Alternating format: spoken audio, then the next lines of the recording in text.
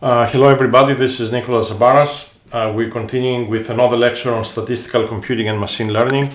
So today we will put together everything we learned about Bayesian inference and do our first examples on a Bayesian approach to regression models. So the first thing we will cover will be the map estimate using a Gaussian prior, and we will see that it gives us the same answers as ridge regression, which is nice. The next step will be to compute a full posterior on the regression parameters and also compute the predictive distribution. And then we will finish the lecture today by seeing some similarities of this basis function approach to Bayesian regression with kernel methods. And that's a topic you will learn more in a future lecture in machine learning courses, but today we will see some equivalent kernel-based representation of our regression model. So the goals for today's lecture will be to learn how to do Bayesian regression. We will learn how to calculate mean predictions and pointwise uncertainty estimates. We will see the equivalence of the map estimate with ridge regression, and of course we will finish, as I mentioned, discussing the similarities with these kernel methods. All right, so let me remind you our approach as we have seen it up to now. We decided to set a Gaussian likelihood model that at every location x0 we say the target, the response t, is given by a Gaussian, where the mean response is described by this red curve that you see here, which is a parameterized regression function that is defined in terms of some basis or future functions phi of x as phi of x transpose times w, where w are our unknown parameters for the model. So you can think of the response at any location x being the regression function plus some Gaussian noise defined by the precision beta, and when you put all of this together, you basically get a likelihood model that looks like the equation that you see in the middle of the slide. At every x, given the model parameters, the response is Gaussian with an average, a mean value that is defined by the regression function, and a noise precision that is given by this parameter beta that we consider for now as a given number.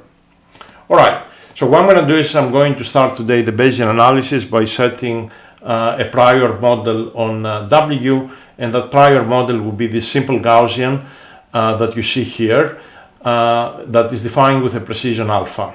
Okay, so the typical Bayesian setting to compute the posterior on W, what you will do is you will multiply your likelihood that you saw in the previous slide with the prior, and somehow because we know this is a conjugate prior setting, we will get a posterior that is anticipated to be a Gaussian, so we will have to compute the mean and the covariance of that Gaussian, and then we're effectively done with this part of the Bayesian inference problem.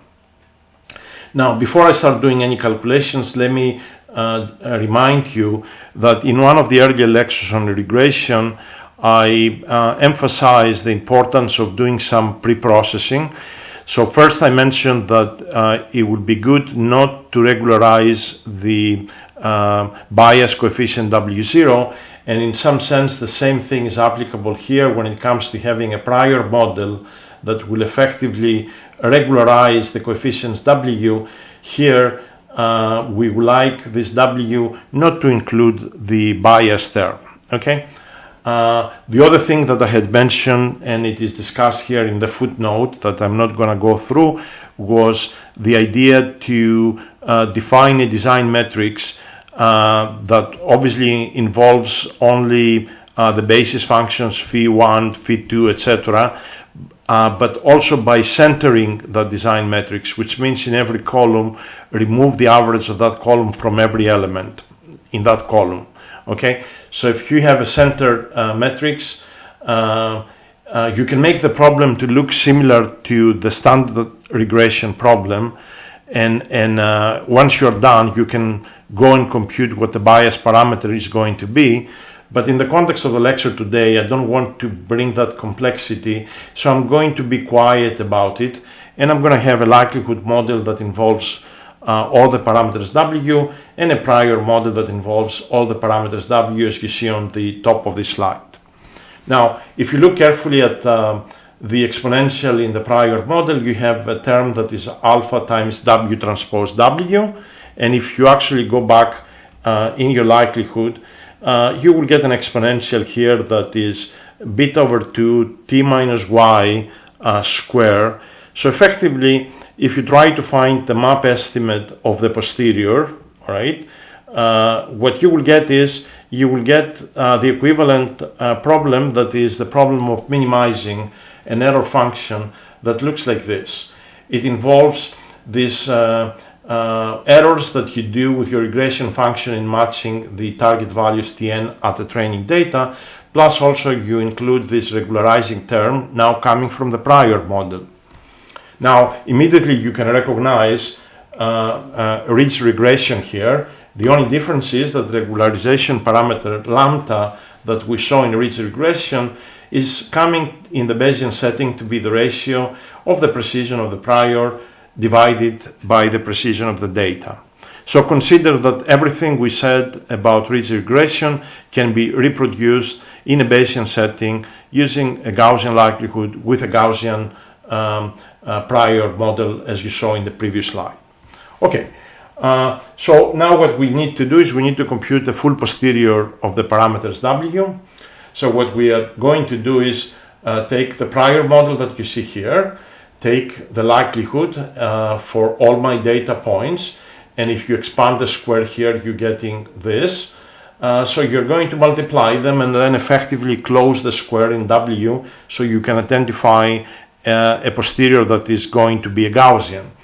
So immediately you can see here you have alpha W transpose W, and here you have W transpose this summation W. So from these square terms you can identify the covariance, and then from this remaining term, using the covariance, you can identify the mean of your posterior. So I'm going to go and give you directly the answers. So when you close the square, this is the covariance matrix given by this nice expression, and immediately you can see here alpha times the identity matrix, and then you have this summation. That's what gives me my inverse covariance, and then the mean is given by this nice expression. So we have a posterior for W. That posterior is it's a Gaussian as expected, and everything is extremely well defined once you have decided what type of basis functions you're going to use. And I give you an example here of basis functions, let's say based on polynomials. So you know, phi of xn, for example, can be 1 xn, xn squared, xn m minus 1 for a polynomial of order m minus 1, but you can use anything else. You can use Gaussian basis functions, you can use splines, or whatever else you want for phi of xn, so we can keep things very general. So here is a summary of the formulas for the posterior of W, and the only thing I did is change my notation slightly to indicate the mean and the covariance with subscript n, to emphasize that this is the posterior after observing a total of n observation points, and observation points here refers to the pairs xn tn. Okay, so here is the mean of the posterior, and here is the covariance.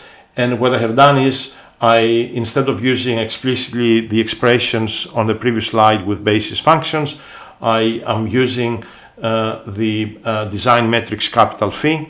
And for those who forgot, I remind you, the design matrix phi, every row corresponds to one data point. Okay, so basically every row is all the basis functions evaluated at a particular data point, and every column corresponds on a particular basis function evaluated at all the data points. All right. The previous results that I showed you for a nice, prior with mean 0 and precision alpha, you can generalize actually to the very general case where the mean of the prior is m0 and the covariance is s0. That's what I saw in this equation. And you have to trust me, there is absolutely nothing extra complicated in this case. And the posterior turns out to be a Gaussian with a mean and a covariance that they're summarized in the equations that you see on the bottom of the slide. Okay, so you can have a very general prior, a Gaussian prior, and you can write down the posterior of W in a very nice closed Gaussian form. Okay, and I give you actually the algebra to see explicitly where all these things are coming, but literally there's nothing to be discussing when it comes to this derivation because we have seen this type of calculations before. Okay, so let me mention that, as we know, right, Bayesian inference is sequential in nature. So it makes a lot of sense if you have a lot of data, training data points, to be able to do inference one data point at a time. And the Bayesian paradigm allows us to do that. So you can think if you collect one data point, you use your prior and your likelihood for one data point to get a posterior, but then you can treat this posterior now as the new prior. So when your second data point comes, you get a new posterior that is again becoming a new prior, and you keep going like this. So you can actually show, and I give you the equations on the bottom, that the covariance matrix, when you go from a setting with n observation points to a setting with n+1 observation points, you can do a sequential update of both the mean and the covariance matrices using the equations that you see on the bottom. Literally, you don't need any derivation for these equations because you can actually see if you treat Sn, for example, and Mn being the mean and the covariance of your prior, because this is what they are, right? The previous posterior becomes your new prior, then these equations fit exactly in the equations that you see on the top for the very general case of a Gaussian prior with mean M0 and a covariance S0. Okay, let's see a nice example on see this posterior in W in action and see how the different regression functions will look like once we start sampling from the posterior. So what I'm going to do is I'm going to take a straight line to generate my data with some given A0 and A1. I am going to select randomly in the interval -1 to 1 some input locations xn. For each of those, evaluate the function and then put some Gaussian noise with some given variance. And I'm going to call this my training target values. And then, using different amount of data sets, I'm going to compute the posterior. But what you will see in the next slide, I'm going to compute the posterior sequentially, one observation point at a time. I am going to take alpha and beta here to be given, but maybe you can start connecting this with earlier lectures. If, for example, you want to find an optimal value of alpha for a given training data set, you know that by maximizing your the marginal likelihood and using the ideas on on hierarchical modeling that and empirical Bayes that we discussed a few lectures ago, you can find a better value of alpha. But for now, this is my beta, this is my alpha. Okay, so let's see what happens. So I am starting with 0 data points on this slide. So what you see on the left is contours of the prior, that is this spherical Gaussian. These don't look circles because unfortunately the axis, even though they are both from -1 to 1, they are of different sizes, the way they're being plotted. But we sample from this prior because there's no likelihood yet, and then we plot the corresponding regression functions that we take them obviously to be linear in this case. So you sample W0 and W1, and then here are the functions, the regression functions W0 plus W1x, okay? And you can see they're all over the place. Now we observe one data point that you see here with this little circle. We have a prior model, our spherical Gaussian. We multiply it with the likelihood, we'll get this nice posterior, and you see the contours of the posterior. And then we draw samples of W0 and W1 together from the posterior, and then we plot the regression functions. And note that these regression functions tend to pass close to the data point to the right of this plot. So this now posterior is going to be my new prior. So when I observe the next point, which is this point, I'm going to take my new prior multiplied with the likelihood for the new observation point, and then I get a new posterior. I take samples from it on W0 and W1, and these are my new regression functions, samples of my regression functions. And you notice lots of these lines are now passing close in some way through the two training data points. Now, you may want to start thinking that really what we have done by producing this posterior on W, effectively we're producing a distribution over regression functions, right?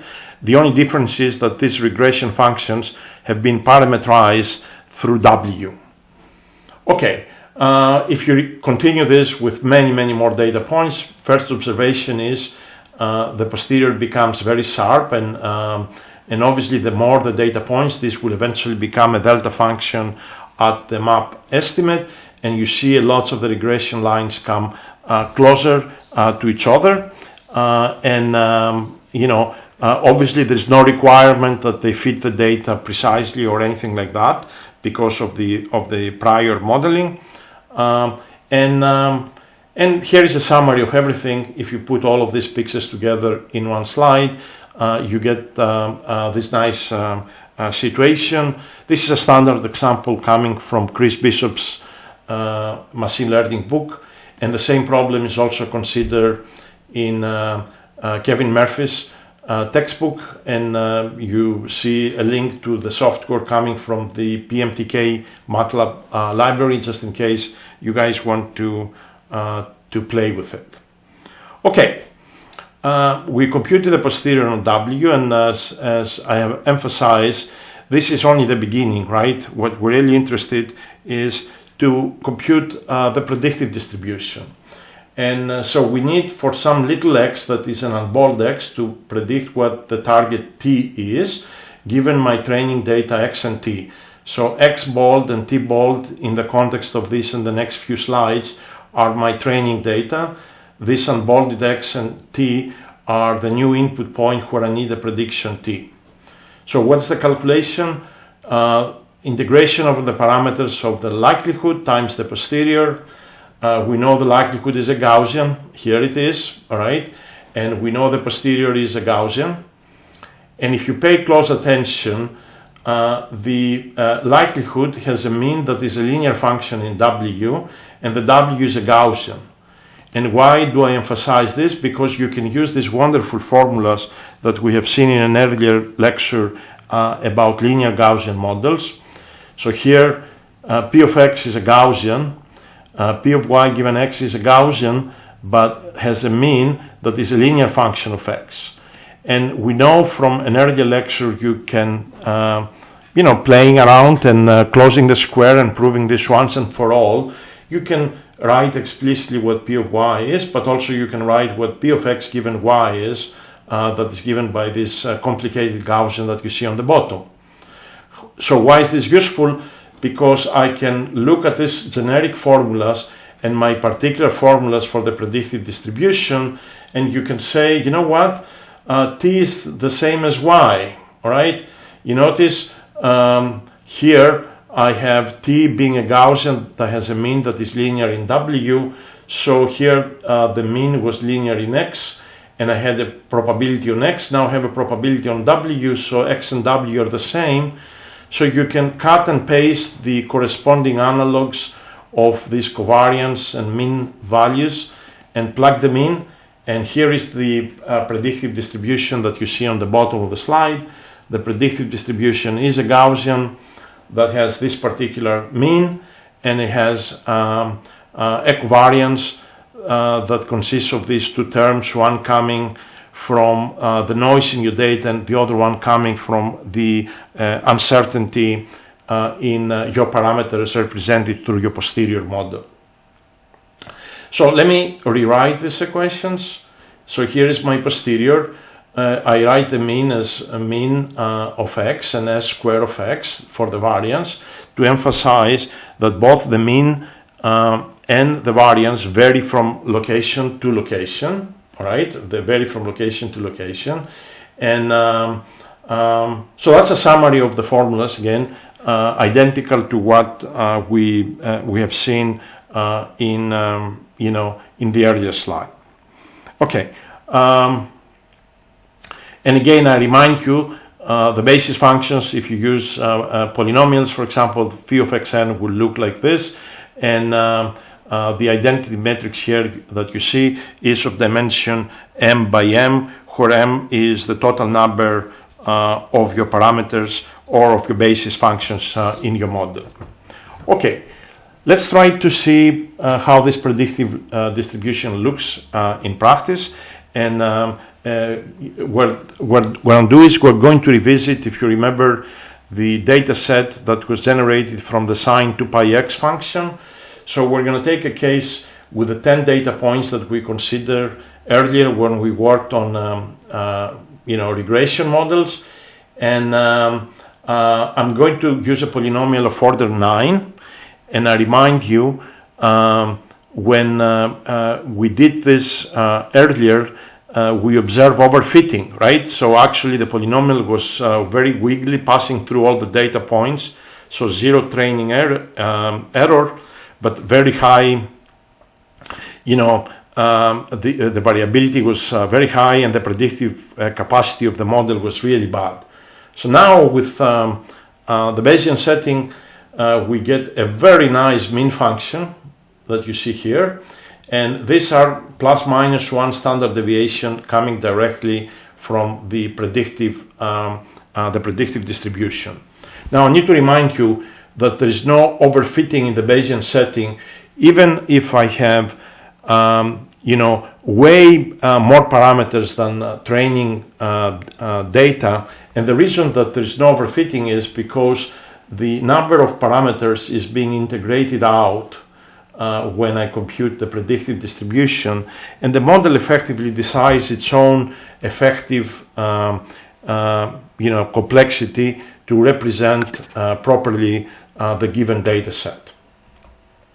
So if I repeat this problem, I'm going to show you plots later on, right? So you can get a nice idea here. The uncertainty that we obtain is pointwise uncertainty. All right, so we are basically able to say at any location what my confidence on, let's say, if you provide the mean prediction as your response at a given location X, you can also affiliate this plus minus 1 standard deviation of the predicted distribution to put some error bars on that mean response.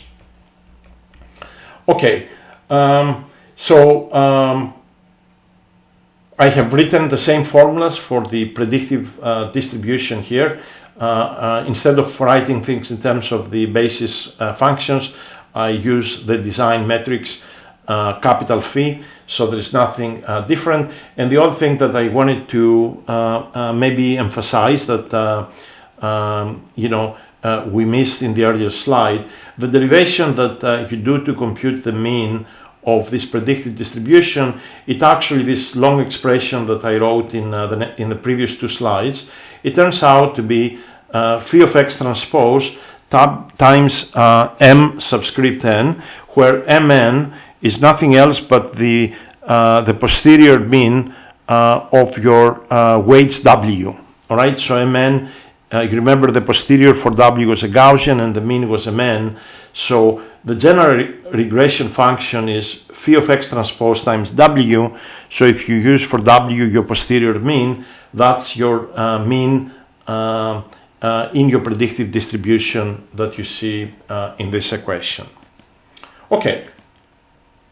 Now, we can prove it, and I think there is a slide that actually does more or less this derivation, but these results that you see on the bottom are common sense results. So if I start with the second one, you anticipate if you compute the predictive variance with n plus 1 observation points, obviously that will be less than the predictive variance when you have n training data points. So that's one result. And the other thing, when you have a lot of data, you anticipate that eventually your predictive variance is going to become on the limit of n going to infinity equal to the variance that you have in your data. So this is in your likelihood model. And actually you can see this first result immediately, because here I have Sn and here I have Sn inverse. So Sn inverse is going to become, the more data you get is going to become this matrix with very big numbers. So in some sense you anticipate when you take the inverse of this, it will give you 0 and you get beta minus 1. Now, if you really need to see the proof for the second result, that the predictive variance for n plus 1 points is less than the predictive variance with n points, what you need to do is you need to write down the this matrix Sn plus 1 that we computed from the posterior of W. You can write an incremental update of this. So if you split the sum to your previous covariance matrix, all right, so this is the inverse of that covariance matrix, and then plus one rank 1 update. So in some sense this is again the iterative nature of Bayesian inference, because effectively Sn becomes the covariance, your prior covariance, if you like, right? And then if you observe one data point, this comes from the contribution from that point. So in any ways, if you write this equation for Sn plus 1 in this incremental fashion, you can use one of the results that we proved a long time ago when we discussed about this Woodbury inversion lemma. Somewhere there we gave you an application example that is related with this formula that you see here. So if you use this formula, you can see when you compute the predictive variance for n plus 1 points, you're going to have to invert this matrix here, and using this simple identity you can immediately see, and I'm not going to go line by line on this derivation, you can immediately see that the covariance in the variance in your predicted distribution after observing n plus 1 points, it turns out to be less than the variance for n points. So basically your uncertainty becomes smaller and smaller as you observe more points, and that's exactly what you anticipate, but you can prove it in this particular case. Okay, summary again of the same formula, so there's absolutely nothing new given on this slide. So we see the predicted distribution for any location x with this mean and this variance. So let me show you a few examples. We take again our, the sinusoidal data set. We're going to take 9 basis functions. In this case, we're going to take them to be Gaussians. And and we're going to use different amount of data. So when we have data equal to n equal to 1, all right, so only one data point, you can see the your regression function looks this line here, and so that's your mean prediction, and the error bars plus minus 1 standard deviation are defined by these 2 black curves that you see, and obviously immediately you realize the uncertainties, the predictive uncertainty is very small close to the data point and very large away from the data point, and that's a desirable effect. You don't want the uncertainty away from data points to be the same as near the data points, because that overconfidence is not good for you. Now, if you use, let's say, 2 observation points, this is your new predictive mean, and you can see again the error bars away from the data points is very high. Okay, but again, pay attention that the error bars near the training data points, they're not necessarily the same everywhere. They vary with a location X. Now, if you have a few more data points, again, this is how the predictive distribution can be represented. And I emphasize here, what you see, these error bars are pointwise uncertainties, right? So at every point, you know your confidence, so you can provide the mean prediction, but also you can say how confident you are on that by giving these error bars plus minus 1 standard deviation. And here is the case for 10 data points. Okay, this picture summarizes basically all of these results in one slide. You remember in earlier lectures when we talked about Bayesian inference, we discussed about the plug-in approximation. So effectively, I can use plug-in approximations here as well. So if I want to compute my predictive distribution, what I can do is for my posterior, I can substitute it with some delta function that is either concentrated on my map estimate or the MLE estimate. And what I have here is I use a delta function for the posterior that is concentrated on the MLE estimate. So basically my predictive distribution becomes the likelihood evaluated at the MLE estimate. And you notice immediately that I get, this is a mean, all right, and then I get these error bars, and you observe that the error bars are exactly the same everywhere, because if you recall, the error, the noise in my likelihood is completely defined by the parameter beta, okay? So the error bars here, unfortunately, are everywhere the same. Now, if you try to plot the regression function, you only have one sample of the regression function, which is this point estimate. So you only have this regression function that you see here, okay? On the other hand, if you do the full predictive posterior distribution, you see the error bars away from the data points are huge. This is your mean prediction, all right, looks very good. The error bars away from the data are high. And on the bottom, you see samples of regression functions that you generate. Basically, your samples, the regression functions are phi of x transpose times w, where w are samples from your posterior distribution. Okay, so you have a nice way to visualize the joint uncertainty of the responses of your regression function at two different locations. So the picture on the top, effectively, what it does is it gives you pointwise uncertainties. This picture on the bottom, it gives you this joint uncertainty of the posterior distribution between y values at two different locations, let's say x and x prime. So both of them are extremely important and they communicate different things. So let me just revisit the predictive variance, right? So we, as I mentioned before, consists of two terms. One is the noise in your data. The other one is the uncertainty coming from the posterior in W, from the fact that W is a random variable in your model. The two effects are additive because in essence they are independent. And then we, by looking at this expression and by the previous plots, we communicated that these predictive uncertainties, they're bigger when we are away from the data, all right? And that's, again, a desirable effects. And we emphasize that's not actually what you get when you use this plug-in approximation. And it doesn't matter if your plug-in approximation is the map or the MLE estimate, you actually, you get solutions that they are overconfident, which is not very good.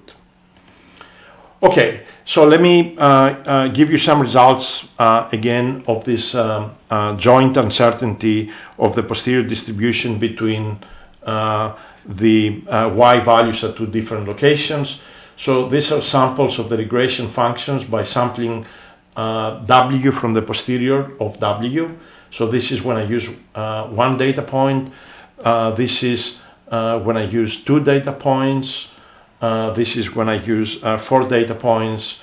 And again, this is when I use 12 data points. So again, these plots are a nice way to visualize the joint uncertainty in your regression function y of x at location x and x prime at 2 different locations. Okay, we will actually see when we discuss about kernels at the end of the lecture today that there is a direct relation of the covariance between 2 different locations, y at x and y at x prime, with the so-called kernel defined at x and x prime. Okay, so again, these are all the results plotted in one slide. So we saw this expression before, and we said away from the data, we would like the uncertainties to increase, and that's what we observe in our calculations. But let me mention another problem. If you decide to select basis functions that have local support, which means they are non-zero only in a very small neighborhood, then you can actually see that away from the support of this function phi of x, all right, phi of x, the predictive uncertainty becomes 1 over beta. Okay, so we get this overconfident behavior when we are outside the support region of the basis function phi of x. Okay, so this is not a very good outcome, and the only way to fix it is to actually extend these ideas beyond basis functions, and you can do this using the concept of Gaussian processes. I'm not going to say much about Gaussian processes on this lecture, right? That requires a separate lecture or two. But let me just say that in our analysis, we induce a probability over functions, but that probability over functions is parameterized with W, right? So we define our regression functions as phi of x transpose times W. What you can do, and that's what you do in Gaussian processes, you define directly a probability over functions, and you define actually a prior over functions, and this is what leads to this so-called Gaussian processes that address this limitation that we have with basis functions of local support. Okay, let me finish by discussing a little bit the similarity of these basis function models with what we call kernel methods. So remember, the mean predictive response is given by this nice expression, okay? And I am using here x to indicate an input vector, right? So this is not your training data or anything. I just make the input vector to be more than a scalar that I had in my previous slides. So if you remember, the mean response is phi transpose times the mean of your posterior of W, and this is the explicit form. And notice this parenthesis, this bracket that I have here, there is phi of x and phi of xn, so it is a function of x and xn, so I can write this explicitly as with a new name that I call a kernel defined for x and xn. X and xn are input locations, and this is a function that requires 2 input arguments, x and xn, but I am not doing anything but calling this k of x comma xn. So then I can write my mean predictive response as summation over my training data of k x comma xn times tn. If you think carefully about this expression, what actually you're doing, you're looking for the response at location x, and then you're taking these kernels evaluated between x and each of the training points, and you weight with these kernels the target response Tn for each input point xn. So you take a weighted average of all your training data, and these weights are defined in terms of these kernels. Now, what is interesting is that if you take any set of basis functions, so local or global support, and in this particular case, I am using Gaussian basis functions, and you plot the kernel for different values of x and x prime, you realize that the kernel takes very high values when x prime is near to x and is nearly zero anywhere else, even if your basis functions don't have local support. And you know what that means? That when you try to do predictions at x, the training data points that they are close to x contribute the most, and those who are the training points that are away from x, they contribute way less.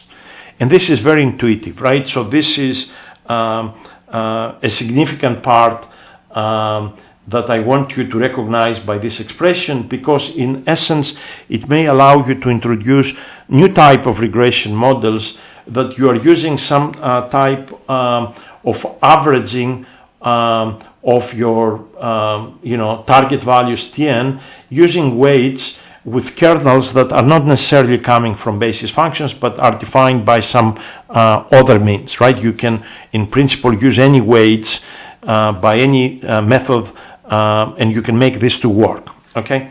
So with this localization of these kernels, I'm indicating them here at two different locations, x.3 and 0.5.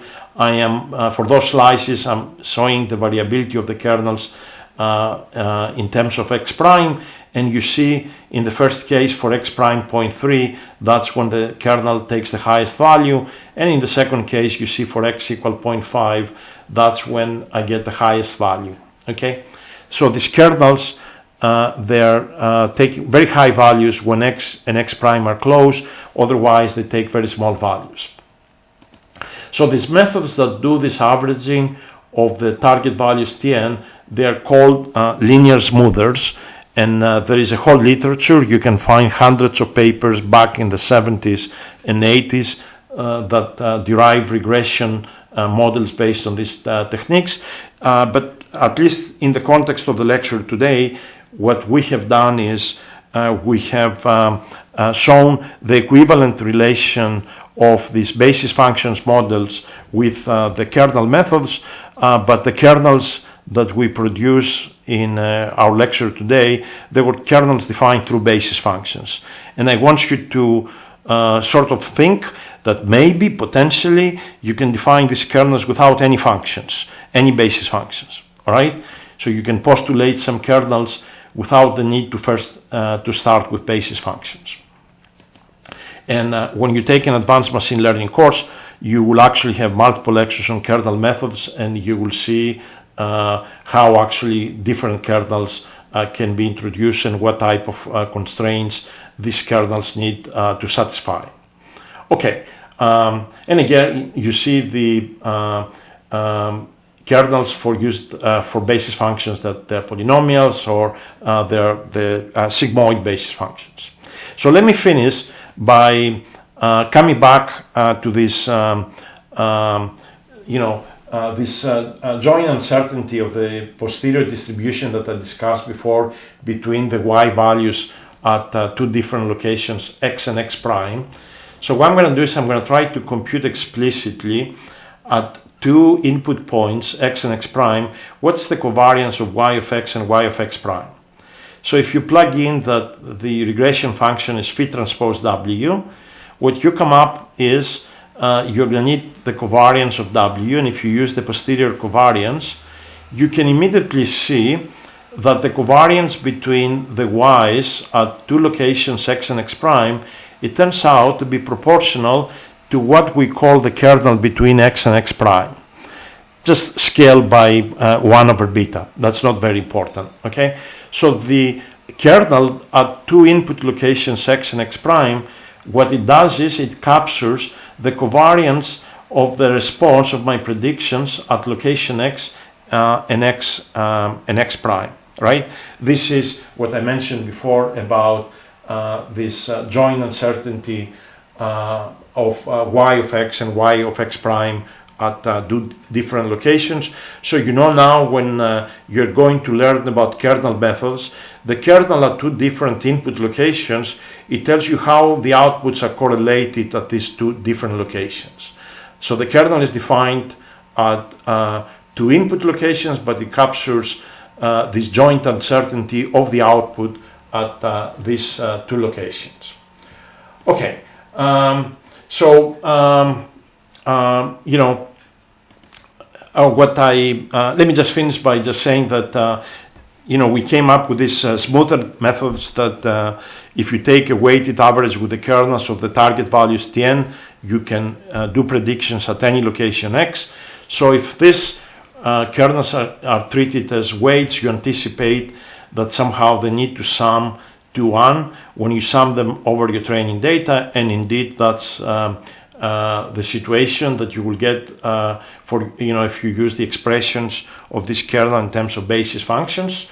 And the other thing that I wanted to just in closing throw out there so you can remember this when you learn more about kernel methods. So this kernels in general can be written as inner products, and in our case inner products between two vectors. And so if I take, let's say, two input locations x and z, and take my equivalent kernel coming from this definition of basis functions, you can actually see that this kernel at locations x and z can be written as the inner product of the vector psi of x with the vector psi of z, where psi of x is defined by this expression, and similarly psi of z. I mean, you can see this immediately, right? If I multiply, take the inner product of psi of x with psi of z, this beta 1/2 is going to give me a beta, this Sn 1/2 is going to give me a Sn, and then you get this phi of x transpose Sn times phi of z. So this idea of inner product representation of the kernels, it's sort of universal, and in principle you can use this idea to derive multiple kernels. And there is this whole world of kernel architecture that somehow if you even if you start with some simple kernels, you can take combinations or convolutions of kernels and define more complex kernels. And you need more complex kernels because you want to capture complex correlations in the data. In our case, with basis functions, we cannot do all of this because all the information that comes in the kernels is derived through our basis functions. So we are indirectly affecting the correlations of the response through the basis functions. But again, when you take an advanced machine learning course, you will be able to learn way more on this and how you can start directly with kernels with no relation to basis functions. Okay, let me finish here, and we will continue with a bit more advanced topics on Bayesian regression in a follow-up lecture. Bye.